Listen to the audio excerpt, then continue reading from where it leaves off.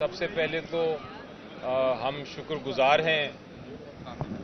عدالت کے. انہوں نے ہمیں گائیڈ بھی کیا، آبزرویشنز بھی دیں اور یہ کہا کہ جو سیاسی معاملے ہوتے ہیں کوشش یہ کرنی چاہیے کہ ان کو عدالت میں لانے کے بجائے وہ اسمبلی میں ہی،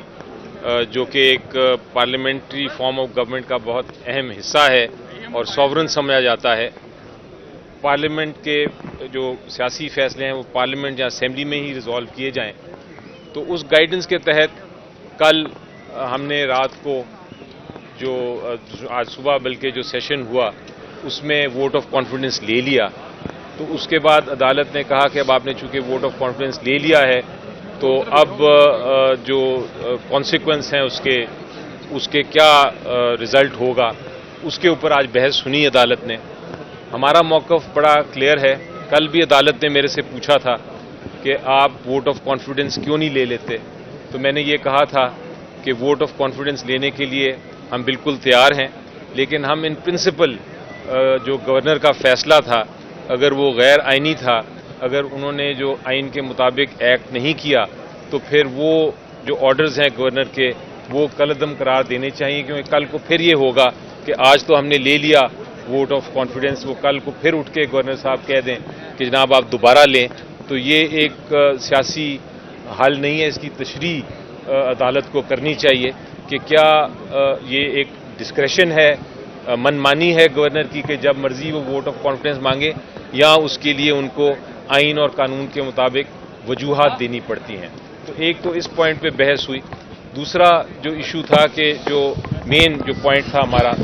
آج کی بحث میں وہ یہ تھا کہ وہ جو آرڈر تھا گورنر کا جس کے تحت انہوں نے چیف منسٹر کو ہٹا دیا تھا اور کابینہ کو ختم کر دیا تھا، اور جس آرڈر کو ہائی کورٹ نے سسپینڈ کیا ہوا ہے اس کو بھی کالعدم قرار دیا جائے، اس کو نل اینڈ وائڈ قرار دیا جائے، اس کو ختم کیا جائے، کیونکہ ہمارے مطابق وہ بھی غیر آئینی ہے. اس کے لیے عدالت نے آئین کی بھی جو تشریح تھی آرٹیکلز کی وہ بھی ہم سے سنی، ہمارا کیا موقف ہے اس پہ، جو رولز ہیں پروسیجر اسمبلی پنجاب کے اس کے بارے میں بھی بات کی. اور ابھی جو میری بحث تو ختم ہو گئی ہے، عدالت نے دوسری سائڈ کی بحث سننی ہے، لیکن ہمارا موقف بڑا کلیئر ہے کہ نہ آئین میں نہ رولز میں کوئی ایسی اجازت ہے گورنر کو کہ وہ ریموو کر دیں چیف منسٹر کو، کیونکہ اگر سیشن بلایا نہیں گیا، اگر سیشن ووٹ آف کانفیڈنس کے لیے بلایا ہی نہیں گیا تھا تو پھر چیف منسٹر کو کس طرح ریموو کیا جا سکتا ہے؟ چیف منسٹر کو صرف تب ریموو کیا جا سکتا ہے اگر سیشن بلایا جائے